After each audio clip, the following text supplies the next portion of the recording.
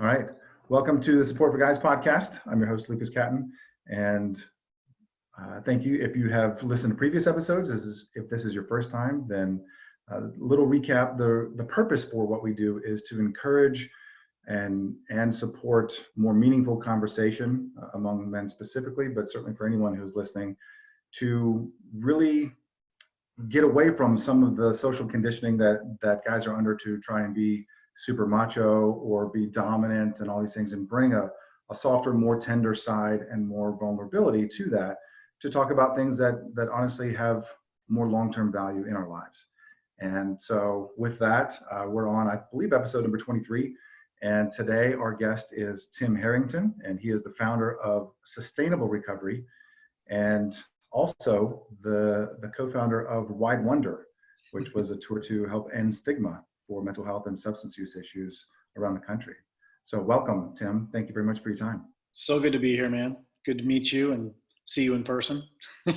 Yeah, absolutely. And I think I don't know if you made it through Atlanta when you were coming through, but when we had talked a while ago before your tour, Yeah. I know that you were going on your tour and things were mapped out, and we were running our program, and Yeah. we kind of missed each other there. So We did. We did. Yeah, it was a short stop in Atlanta. The purpose of Atlanta, and I wish we could have stayed longer. We had a short but torrid love affair with Atlanta and the surrounding area, because it's so beautiful. And what was interesting about Wide Wonder and its tour, it was about awe and wonder. It was about learning something you didn't know before. It was really about curiosity, and about for me in particular, it was about reconnecting with the eyes of a child. So that notion of being wide-eyed and like what's possible, and that's kind of my temperament and my personality. Is I'm a possibilitarian. Some would say I'm maybe too much of an optimist, but it served me well in terms of both professionally and personally. It's really helped me to develop sort of a well-rounded viewpoint of things, a bigger picture viewpoint, if you will. And so Atlanta was awesome. Loved it. We went there. We were on a mission to see Elton John at the State Farm Arena. I've had the opportunity to meet him a couple of times and actually talk to him about recovery. And so I had to see him on his final tour. It was definitely had to happen. So we did that, and then we also drove around. We stayed at Stone Mountain at the state park, which was absolutely phenomenal. Yeah. Really beautiful. Took the tram up to the largest piece of granite. That park? Yeah. Yeah, it was beautiful. Absolutely. The view of the countryside. I'll definitely go back. Just driving around the neighborhoods, I was like, I could picture myself. I'm like, I could live in this neighborhood. This is really cool. Yeah, it's gorgeous. Yeah, I love it. I've moved around the country quite a bit, and yeah, I like to call Atlanta home again. That's good. That's awesome. So if you will, please tell me a little bit about Sustainable Recovery and your mission behind that, and some of the services that you offer. And then from there, tell us about your tour. Tell us about Wide Wonder, where you went, and the purpose behind it, and the results from some of that. Yeah, for sure. So Sustainable Recovery was born out of necessity being the mother of invention. It was 2008, and I'd moved from California to the mountains of Colorado to raise our daughters and to be near their grandmother, and to sort of have them be able to have that relationship, which I feel so lucky that we were able to do that. And in September of 2008, Lehman Brothers folded, and things were already in upheaval, but that was sort of the exclamation mark on the Great Recession. And I found myself unemployed, father of two, husband of one, and in a new place, small town, Carbondale, Colorado, and panicking, like, what am I going to do? Just a full-blown panic. I'm the provider, I bring in the money, I was doing really well, and all of a sudden life was different. And challenged by that, I started to reach out, which I had been taught to do. And I started to reach out to people that I trusted, and people who were worthy of conversation in terms of their insights, their experience, and their wisdom. And so I did that, and somebody gave me the advice, Bobby Ferguson, gave me the advice of use this time to become a valuable resource to your field, to the people you work with. Not every person is going to be right for you, but you should be prepared and know things about other resources so that you can be a conduit and be of service. And so I was like, okay, cool, I'll do that. And so I started to, as I want to do, I'm an entrepreneur. And so I started to work on what did I want to be in this field. And at that point, I was about 7 years in, 6 years in, 7 years in recovery, 6 years in the field. I had started out as a tech, then I became a sober companion for 5 years, traveled the country, learning about systems.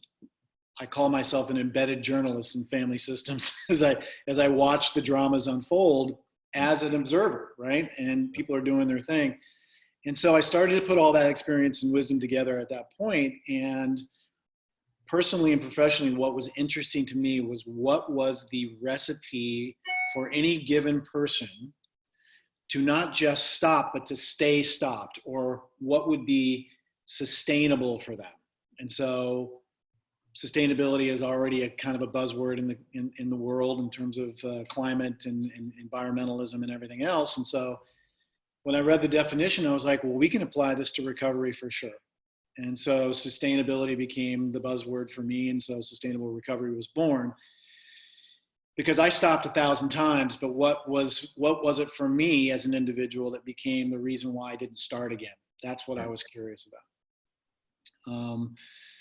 And I'd also known hundreds of other people who had stopped but wasn't able to stay stopped. And so sustainable recovery was born, and that has continued to be the case and continue to be my study, what I'm curious about for any one individual. I'm an early adopter, so I'm really on the pulse of not just what's happening now, but what's happening in the future, what's coming down the pike, what are the things that people are finding are successful, so that I can be a resource for somebody who comes into my field of view, which is the greatest honor of all, by the way. Whenever that happens, I'm always amazed. I'm like, okay, yeah, no, I can help you, This is what I do. Okay, yeah, remember that. And you're a resource. You don't fix people. You don't have that kind of power, but you can help be a custodian and hold the space for their journey. And so that's what I do. And sustainable recovery morphed into, from that family piece of being an embedded journalist within the system, and seeing how we act that out in the community at large, and the 14,000 rehabs that are out there in treatment centers, inpatient, outpatient, PHP, RTC, whatever.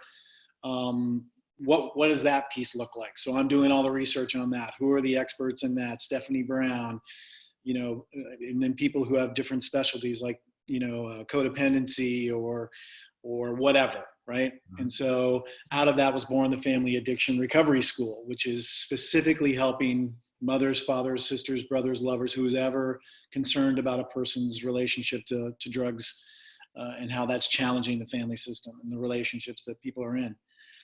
And that really sort of took over. I started not coaching as many people in recovery in the traditional sense, people who are struggling with addiction, but the family members, because they're the ones who are ultimately the point of contact, right? The persons that people are concerned about are not calling me. So the mother calls me, and I started to really want to develop programming, services, and support that made them the most valuable person they could be in the process of sustainable change. And so that's really what I've been focusing on for about the last 10 years, is working with mom and dad and brother and sister and grandma, anybody who's concerned about somebody in their addictive behavior. And that's been the joy of my life, only because family is my highest value. So now I find myself exactly where I should be. Sure. As I'm a family. I came from a family, we all did. And what does that look like as far as optimal functioning when you're in relationship with somebody who's struggling with drug use? Great. And that's been the greatest joy of my life in the last 10 years, is being able to move that along and get better at that piece for myself as a coach and a mentor, but also being able to talk about it more at a macro level with other programs, and encouraging people to develop more equanimity between the services delivered to the person who struggled with addiction and the family. Gotcha. And that's just what I love to do. That's wonderful. Well, there's not enough, from what I've seen in the field as a whole, there's not enough that really incorporates the family as a whole. And I know that myself being a consultant for behavioral health facilities for going on 20 years now, that I've been as guilty of that as ever, to leave out key components such as that. And certainly along the line of, one of the things that I've come around to is the judgmental factor that exists within the system, not just among those who are in recovery and how other people may view them, which I know is a big piece of your tour, which we'll talk about, but also who has the best system, so to speak, or who has the best treatment track or that kind of thing. And really looking at it that, I think there's so many individual ways that people can get into situations. And so there's so many, or just as many ways that they can help get out of it and become sustainable in whatever life that it is that they choose. Yeah, agreed. I mean, I think that's our challenge. It's our challenge, but it's also the greatest opportunity that's in front of us if we work in this field, is that the potential to renovate how we do things in terms from a systems approach. Because I have come to believe, both personally and professionally, that alcohol and drug addiction doesn't come in bottles and cans and vials and needles and baggies and all that stuff. It comes in systems. It's born within a system, and within a system is relationship. And what happens in relationships is that people get wounded, people get hurt, even under the best of circumstances. This is no judgment. It's getting as far away as we can from judgment, blame, and shame, right? Because that tends to be the friction that stands in the way of us innovating and getting more progressive and getting more serious about the bigger picture look at how addiction developed, the experience of addiction develops, and then addressing the complexity, which you just touched on, and then meeting that complexity with a complex plan and strategy so that you can lay it over so there's very few gaps, right? We can't address complexity with simplicity, and I mean that in the sense of being able to look at it from the bigger picture standpoint. If we're too narrowly focused, we're going to miss a bunch. We know that in our own personal lives. We're challenged with the narrow focus when we're trying to do the bigger picture, which is I'm father, I'm provider, I'm business owner, I'm colleague, I'm brother, I'm sister. You know what I mean? I'm like all of these things. But if I tend to be narrowly focused, then something's going to suffer. And this is about optimal functioning. It's about being optimal in mind, body, relationship, and environments. That's how I teach everything that I do, is from an integrated approach.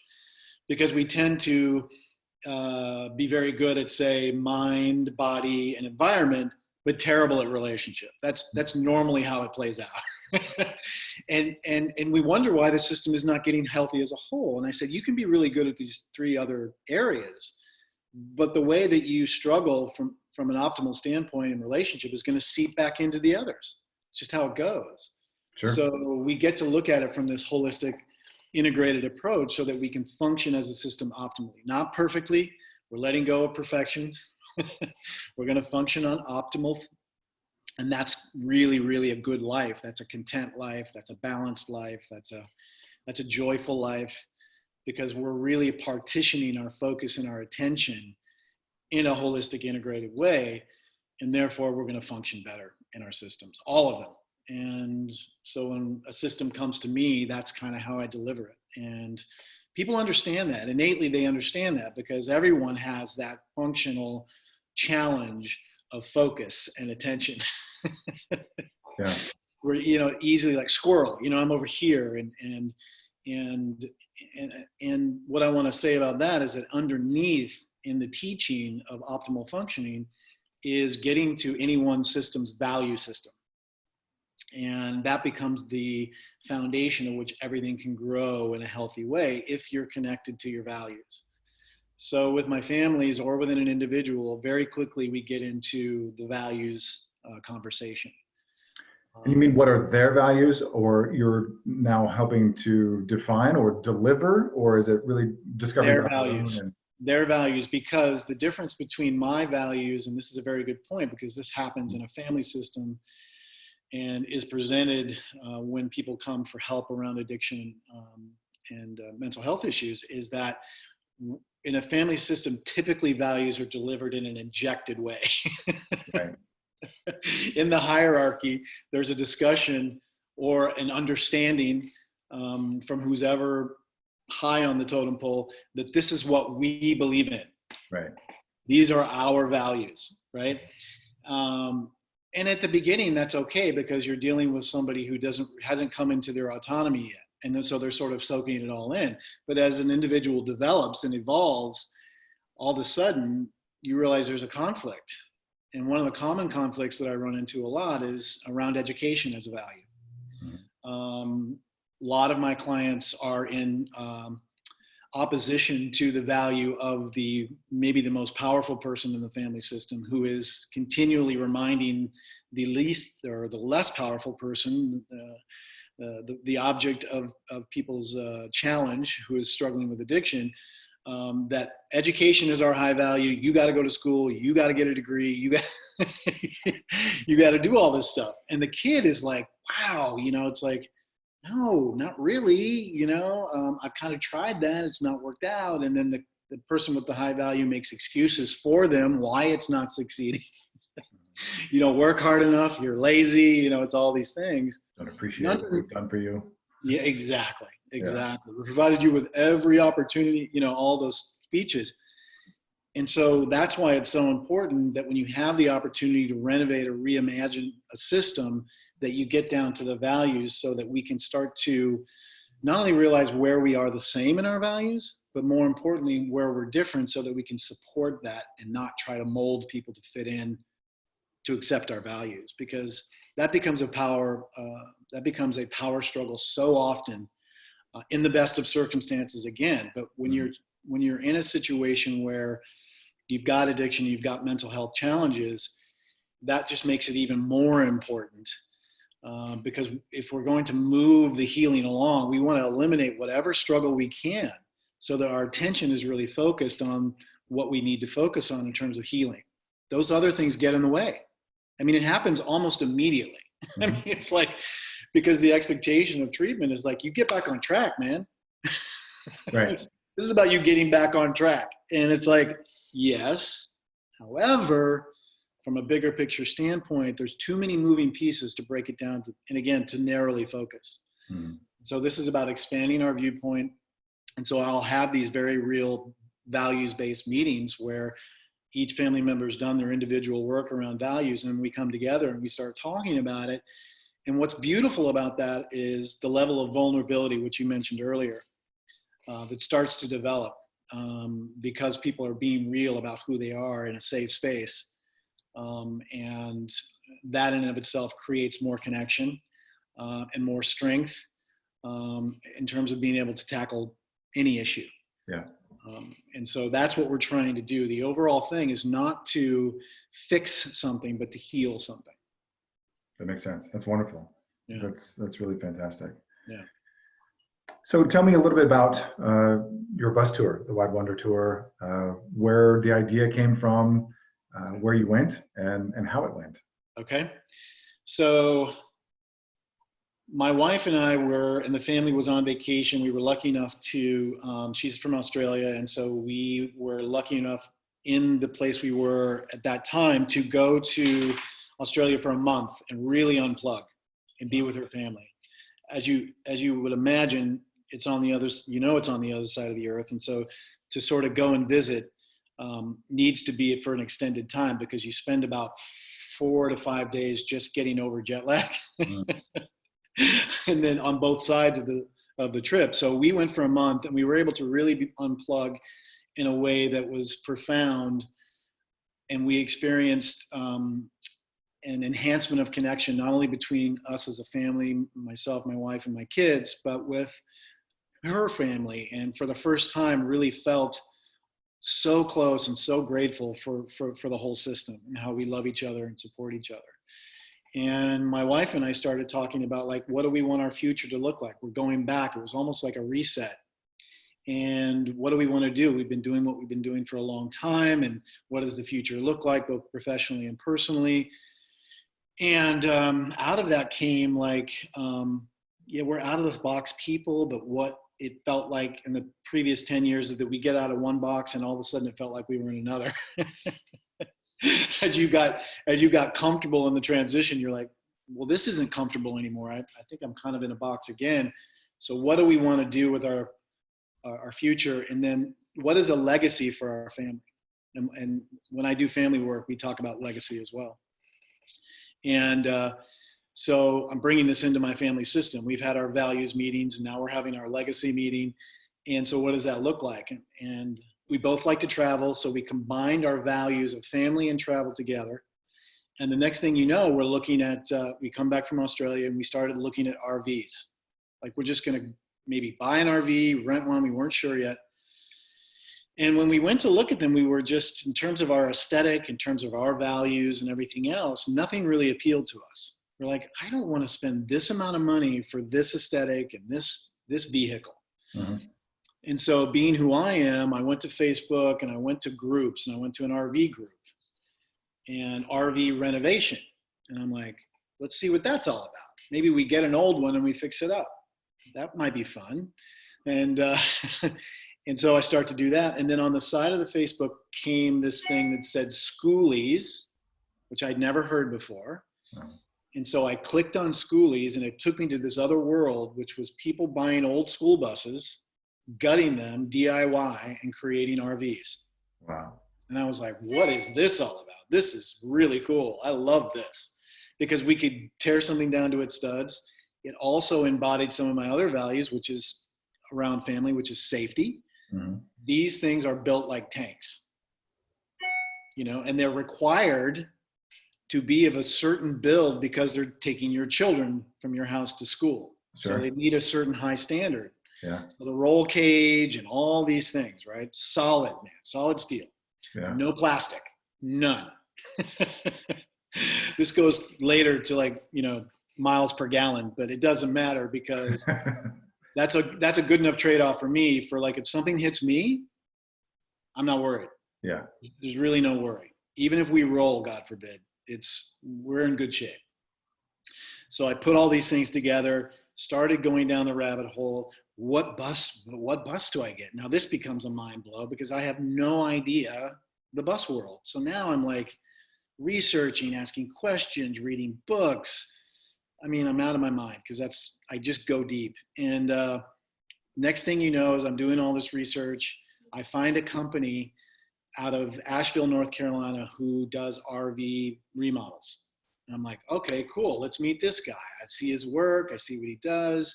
His fit and finish is really nice. First guy I'd ever seen doing it. Now I'm starting to find other people in other parts of the country, even Colorado. Well, here's the problem. I'm not the only one looking for an RV to be renovated. Yeah. So they're booked out 4, 5, 6, 7, 8 months. Wow. And we're already on a timeline. We've now blown past the idea that we're going to do this. We are doing this, and we're going to do it professionally and personally. We've got a sponsor now. We're building community events. It's happening. It is totally on.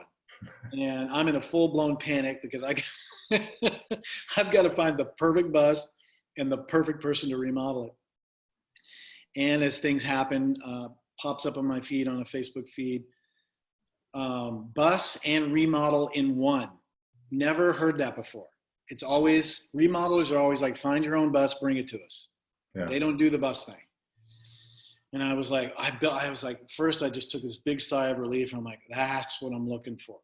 So I did the research on this company out of Hays, Kansas, which was 4 hours from our house in Denver. The other one was Asheville was, you know where Asheville is. Yeah. That's a long ways away from Denver. So I started thinking okay, if it's Hays, that's good, because I'll drive to Hays every weekend and watch this progress. Sure. I'll drive, and that's no problem. I want to be part of the process anyway.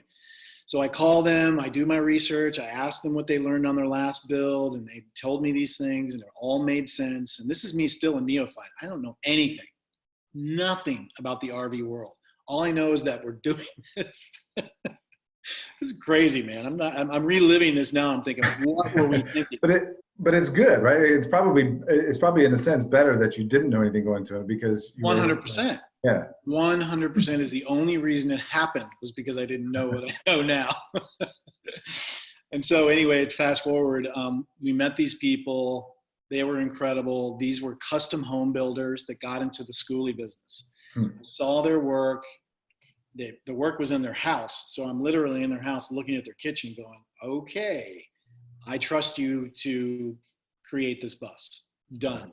How much money do you need? What's it going to be? Go through the whole design process and budgeting and everything. And we came to an agreement on a price. And so it began, and the wait began, and the process began to build, and like building a house, except you're 4 hours away. And so we would go and we would get, videos, and we get updates, and we get photos, and then we would go and see it. And it was just phenomenal. Lucas, I got to tell you, what an amazing process, meeting this family, getting to know them, these people of faith and integrity. And I mean, we couldn't have been more blessed. I mean, just phenomenal. Wow. And so it got done. We were a little bit late, but cost more, takes longer. It's fairly typical. Sure. Of any kind of building. And so we went and we picked it up. By this time, I had driven the bus once. Driven any bus just once. I drove this bus without any windows in it, and the only seat was the driver's seat. So I'm driving down a country road at 60 miles an hour in a 40-foot bus. What am I doing? And then I thought, the first thing I panicked was, how am I going to turn this thing around? Yeah, that would be right. I can't turn this around. There's no way. It's 40 feet long. I look out the rear view mirrors, and I'm seeing how long this thing is. And then I would look kind of back to the very back of the bus, which I did the entire trip, just amazed that I was doing this. I still believe it's divine intervention, without a doubt. There's no way I can drive a 40-foot bus. So anyway, we did it. We got the bus, we took off, and it was just to be one of the greatest experiences of my life and our life as a family, and the legacy that we were building, the lessons that we were going to learn both on the bus and off the bus, the lessons that will kick in for our kids down the road, because the speech for the kids the whole time was, one day you'll really appreciate this. Yeah. A year for a 12-year-old is a long time. Yeah. Yeah. It's a couple of months is a long time, right? So we went through all that struggle of but we decided as a family at one point, I think we were like 4 months in, and we just sat down and we're like, we're going to do this, guys. We're going to meet our challenges. We're going to struggle. And this is part of us getting closer as a family and talking with them about this and asking them how they're doing and honoring them at every event. Thanking our kids because they've allowed us to do this, was what we say, and how great they've been and how supportive they've been. And so it was really so many elements, so many cool experiences and insights and inspirations. The people we've met, I would say overall, that's one of the things we learned and were so excited about, was that young people are determined to do it differently in terms of how they deal with their stress and their anxieties and their depressions and everything else, because we met kids along the way who were very forthcoming and very verbal about this. And we're talking 12, 13, 14, 15, 16-year-old kids who were so happy to share their experiences and their challenges and their solutions. And their solutions were, talk about it. Yeah. That was it. Number one, talk about it.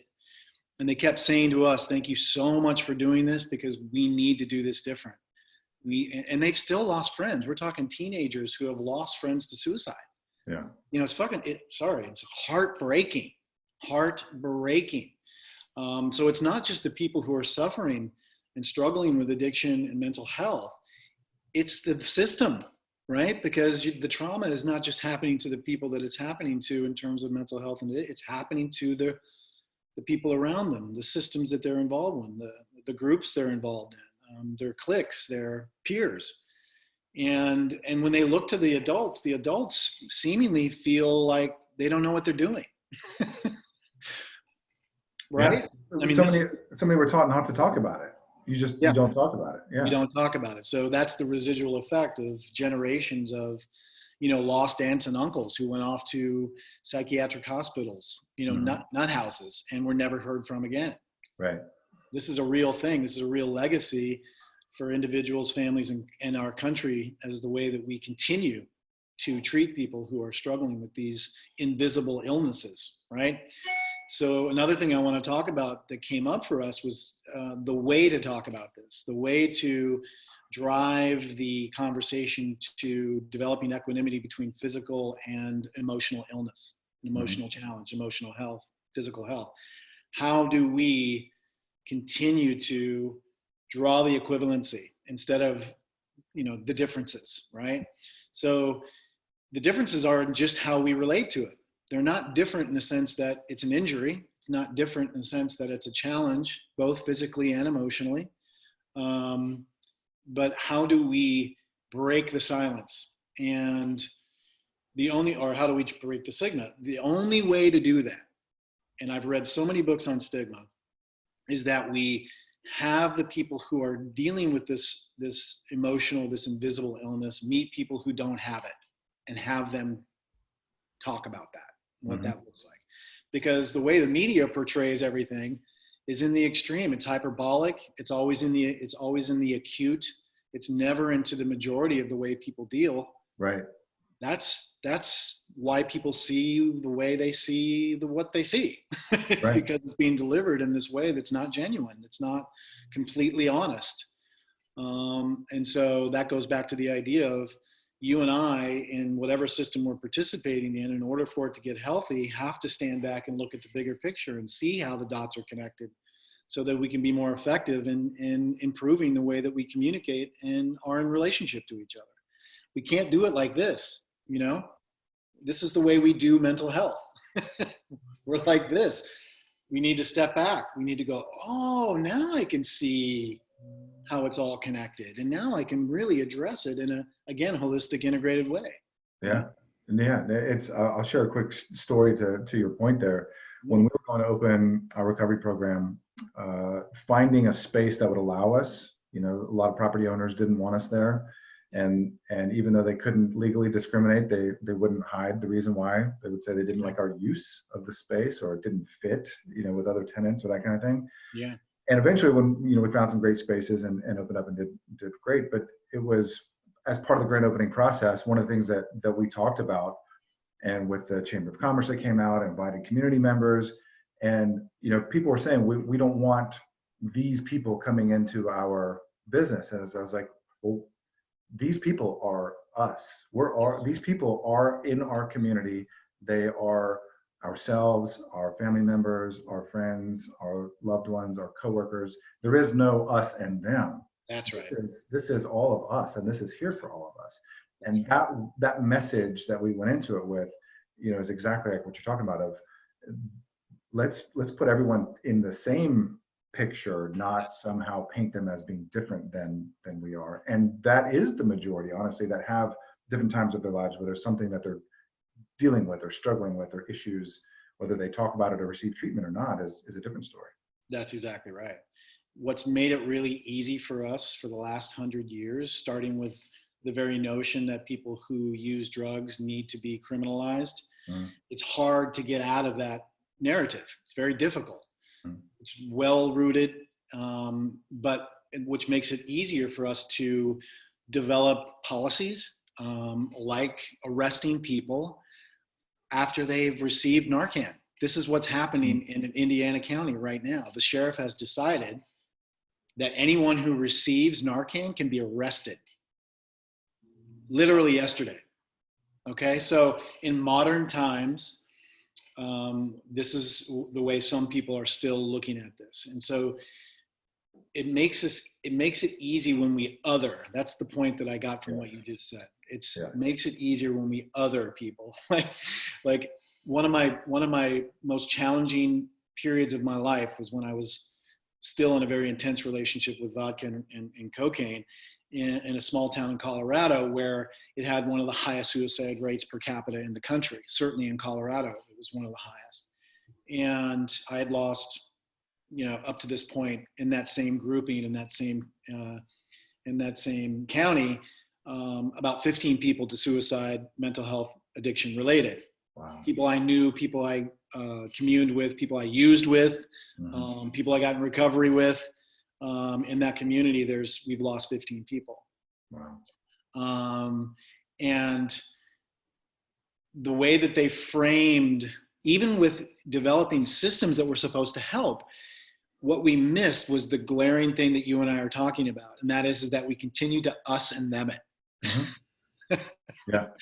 We do that thing. We're like, oh, I feel so bad for them. It's this whole sort of pitying and but it's still a separation. Right. And the separation, as Gabor Mate talks about, the reason why that continues to be perpetuated is because if we make it us, we have to look at ourselves. Yeah. We got to put the mirror up like this. And that's a tough thing for all of us. It's the reason why we do what we do, is to try to develop a way to talk to people, to be in relationship with people that they're willing to talk about it. Nobody wants to talk about it. This is what we're talking about, not talking about it. Yeah.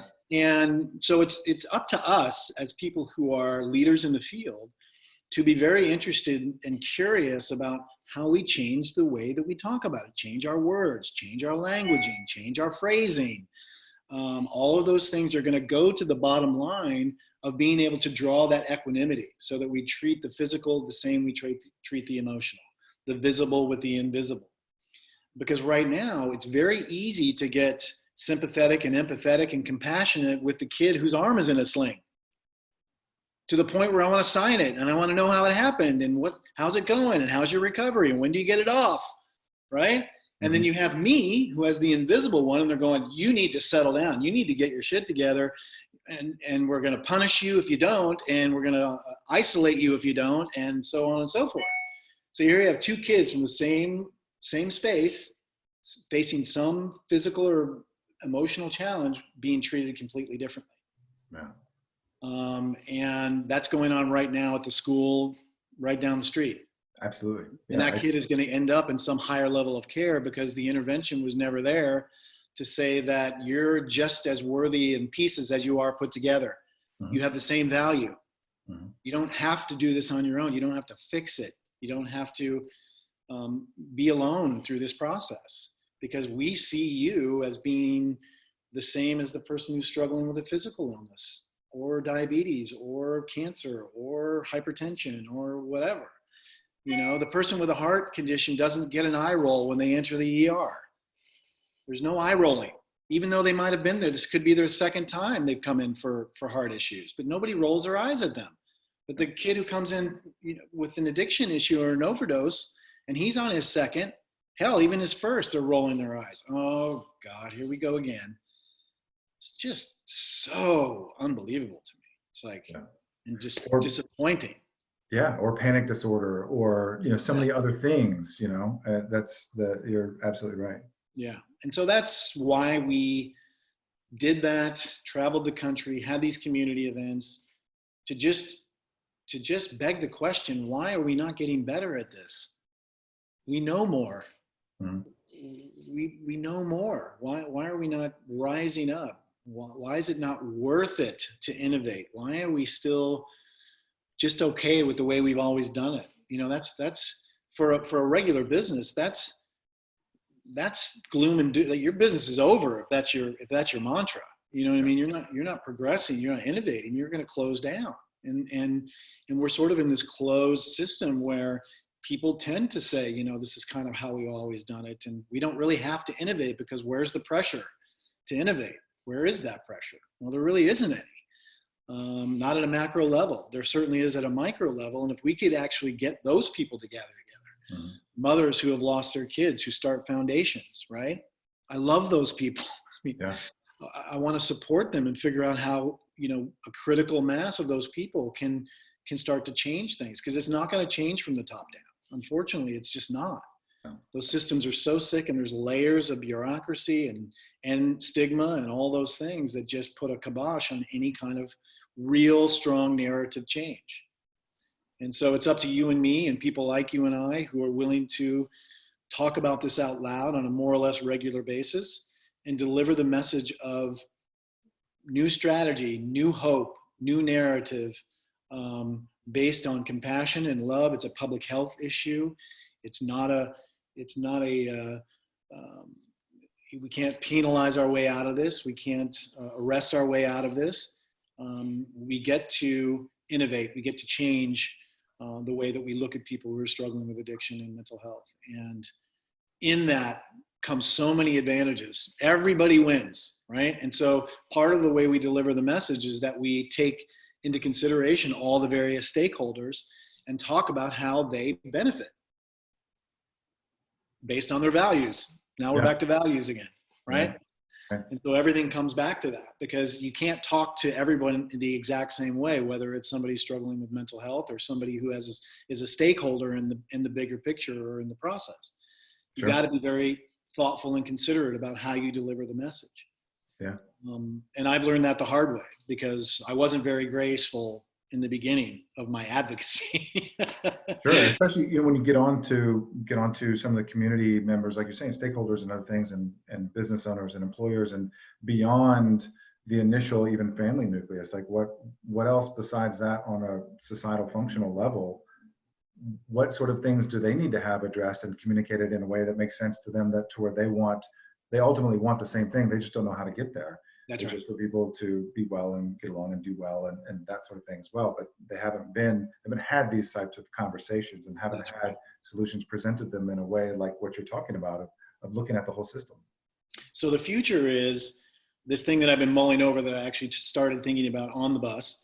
And I started imagining kind of what it looks like now, how we gather, how we share information, how we get in community, specifically in behavioral health, specifically even more in addiction. And that is like conferences and networking events and things like that. And in the current narrative or dynamic, it's like 9 people who all think the same and then one person who thinks differently. Yeah. So the idea going forward is just turn that dynamic on its head and create what I like to call, it's just dinner. And it's like all the stakeholders, right? We all come together. So we have, say, the way I organize, we say we have a dinner for 10 and everyone gets 1 chair. Not one group gets 9 chairs and then we all fight for one. Yeah. One's the varying stakeholders who have maybe a different input, a different view, certainly a different view, and see how that goes. And in that situation, it seems to me that would breed more understanding, more connection, more values alignment, right? And now we're out of our silos and we kind of like each other, and it kind of makes sense what you're saying. Really, the whole point of these things is to have people say on a more or less regular basis, I never thought of it that way. That's what we need. Yeah. That's the kind of response we need. And if we're doing that, that means we're practicing the art of delivering the message in a way that people can hear it. Yeah. Wow. Great point. And I think that can be so applicable to so many other issues as well. I mean, not to get off topic, but 100%. that is part of that, being able to go, wow, I never looked at it that way, or never thought about that, or, getting rid of that othering and bringing people together. So getting rid of the othering, and good leader. This is about good leadership. This is about good communication skills. This is about what it is to be a leader in these complex times, in these new times, because I think it's Jeff Bezos that says every day is day one. Right? And if you think that way, if that's part of your culture, then you are tied to innovation. You are not tied to the past and the way things have been working. You are interested in whatever challenge comes to you. There's no friction because today is day one. And you're given the autonomy, you're given the license based on that cultural viewpoint to be creative and be innovative. What we have now is we don't have that. It's not day one. It's like, how many years ago did Hazelden open? It's that day. You know what I mean? And we need a day one. We need a rebranding or a reimagining and repurposing in the way that we just look at whatever challenges in any system. Again, this is applicable all the way across the board. That's what's great, is it fits into anything, right? The values discussion fits in the family, it fits in the business, it fits in the, on and on. So the idea is, and this was also a great theme on the Wide Wonder trip, was that people want this. They are tired of the divisiveness. They're tired of the power struggle in any system they're involved in. have sort of lost the art of compromise and negotiation. It's just black and white. I don't know what to tell you. Yeah. It's not Bernie, it's Biden. It's this, it's that. It's left, it's right. And there is nothing about that from an evidence base, from an anecdotal base that says that's a great strategy for long-term change. Yeah, agreed. And we just get to say, you know what? Enough is enough. And it's not enough and enough because I can't get in more pain. It's enough is enough because innovation is available. That's, you know what I mean? So enough is enough is the idea that you have to hit bottom and you and I have to burn the party bus down and all four wheels have to come off is anecdotal, but is not necessary in terms of overall health and change and sustainable change. It's about innovation. So change the notion that you have to hit bottom, change the language and say, you get to innovate right now where you are. You got wobbly tires, innovate now, don't wait. This is your opportunity to innovate. That's what the wobbly tires are telling you. They're not telling you keep going until they all fall off. It's telling you, here's your opportunity to innovate. That's it. And there's plenty of support and there's plenty of ways to do that. It's not just one way. So you don't have to fit into any particular narrative. Find out what's going on, do your research, do your investment, look for an ROI that fits your particular style and your particular situation, and start innovating, start evolving, start healing. That's great. Yeah. Wow. I mean, that's the way I look at it. Every day, something hits me in the face. I step on a yard rake. It's not like, oh, why, there's a conspiracy against me. You know what I mean? Although it might feel like it. It's like, okay, so here's another, as I have a knot on my forehead, here's another opportunity to innovate. That's all it is. Don't take the same route. Pick up the rake, any number of things, right? I don't have to keep slogging forward with the old narrative of, I'm just, I'm not smart enough, or I'm weak, or, I can't be fixed, or what's the point, or any number of sort of old narratives based on the old way that we think about challenge, the way that we think about, hardship, dis-ease, any number of things. We get to, you and I, make this day one, start today. And in that is a lot of hope. There is. Wow. Well, thank you. Yeah. Thank you very much. I mean, if you were to, I guess, have a message for anyone who may be listening or watching this down the road, is there two things? One, any final words, parting thoughts, and two, how do people find out more about you and your organizations and your work? Yeah. So at least at this point on day one, all challenges, all friction, and friction is anything that's in between you and where you want to go.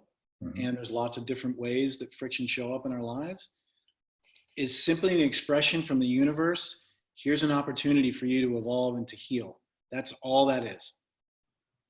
I'm going to get off this. I might stub my toe. I mean, I don't know what's going to happen, but what I do know that's different than the way I used to think is that there isn't a conspiracy against me. It's actually in my favor. That is a huge paradigm shift. Yeah. We tend to really migrate to the problem. We tend to belabor on the problem. And what I'm offering for all systems, for all people in any situation, is to change the way you look at it, to say, I never thought of it that way. Go into the world with that intention. Wake up and have the intention that I hope that I learned something different, or that somebody presents something to me in a way that's a way I never thought of it before. That's what I'm hoping for every single person, whatever their challenge is, because you and I both know something's going on with somebody almost every day. And what we need is that hope that's connected to something foundational about what you and I are good at doing, and that is adaptability. That's what makes us human, right? Is that we're really good at adapting. That also happens to be the bad news because we can adapt in a maladaptive way. But nonetheless, if you are open, adaptation is right at your fingertips. That's the same as innovation. It's right there. The key is that you do it in Congress and you do it in relationship with other people, because we need each other. We need each other more than we ever have, because we're getting further away from each other. We need to come together and recognize that you and I are better together than we are apart, period. Even if we disagree on certain points, it doesn't matter. Together we are stronger, together we are better. So that's number one. Beautiful. This conversation gets to go on at every level. It doesn't have to be at the macro level. My thinking, my challenge is that I'm at the micro and I'm like, how is the quickest way I get to macro to fix this whole thing? Yeah. And so I have to pull myself back. I call it eating my own dust. I take off and it's like, I'm like way in the future in some fantastical outcome, and I haven't even left my chair. So my constant thing is bringing it back to the micro, and how does Tim and Lucas work together, and how does Tim and his colleagues in his small circle and his family, and then out from there, how do we create systems, community meetings that beg the question that we need to be closer, that we need to connect more, and what is it that you want to connect around that will help you innovate in your own life to get healthier. And then start to set up those systems in a small, and then now we have 300 around the country with how many members of people who just want to connect. I mean, let's just keep it simple, period. Because somewhere in that connective tissue is somebody who can help you out with whatever's going on with you. It doesn't have to be any one specific thing, And how we can keep this conversation going is join us at Wide Wonder, because that's part of what we want to do. And it doesn't have to be just about stigma. It can be about whatever it is that you want to organize around, that you want to help move along and innovate and evolve. So go to Wide Wonder on Facebook, join us, talk about what it is that's going on with you, and watch the community come around you and start to help you move along in that direction. And if it's specific to addiction or for you personally or family systems, Facebook is a good place to start. Sustainable Recovery is on there. Family Addiction Recovery is on there. But if you want to just start at one place on the web, it's sustainablerecovery.net. And from there, you can branch out into to intervention, to family recovery, and to purpose work is on there too. It's another thing that I help people with around their values, is to connect with them to get on track for purpose work. So it's all there. Wonderful. Well, I'll make sure and include links to your sites as well, both in the show notes and on the supportforguys.org website as well. Yeah, and if I could say one more thing, I have a men's emotional health challenges and solutions Facebook page, because I am a male, and there are some particular challenges, and you mentioned it earlier, and it's what I love about what you're doing, this idea of creating the new alpha male. Mm-hmm. And I think that's also the opportunity at hand and where we can innovate as men. And I'm super excited about that. My whole body's vibrating, and I love what your mission is. And I just read something I'd like to tell your audience about. It's called Dudes and Dogs.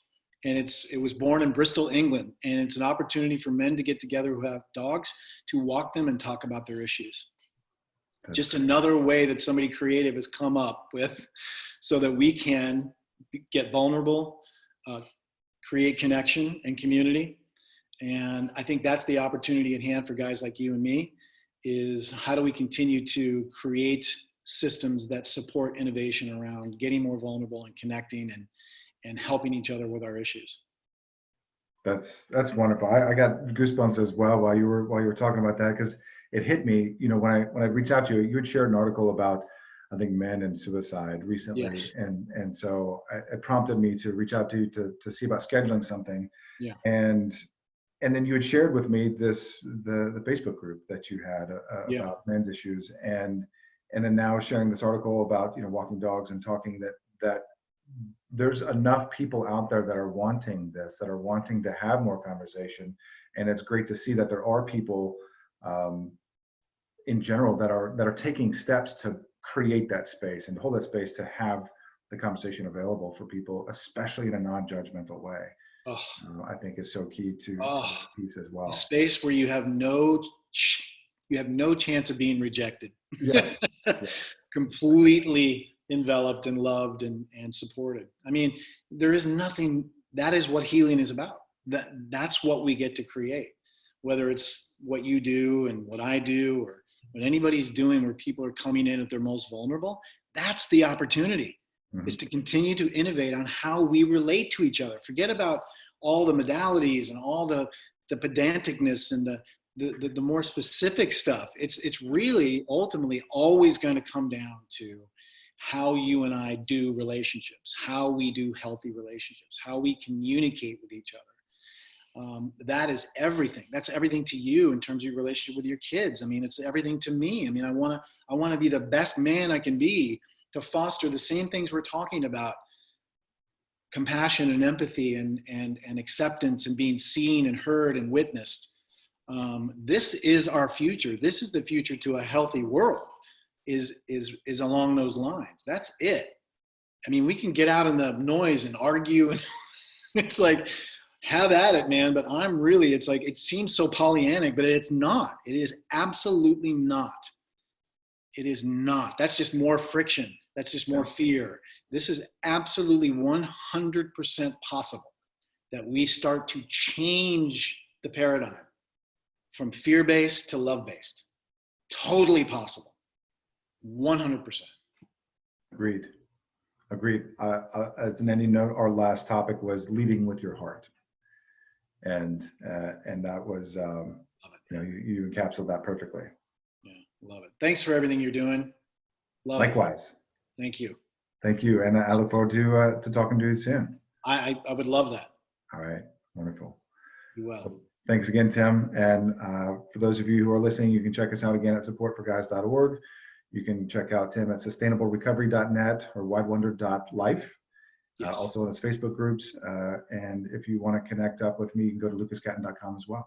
So thanks again. And until next time, take care.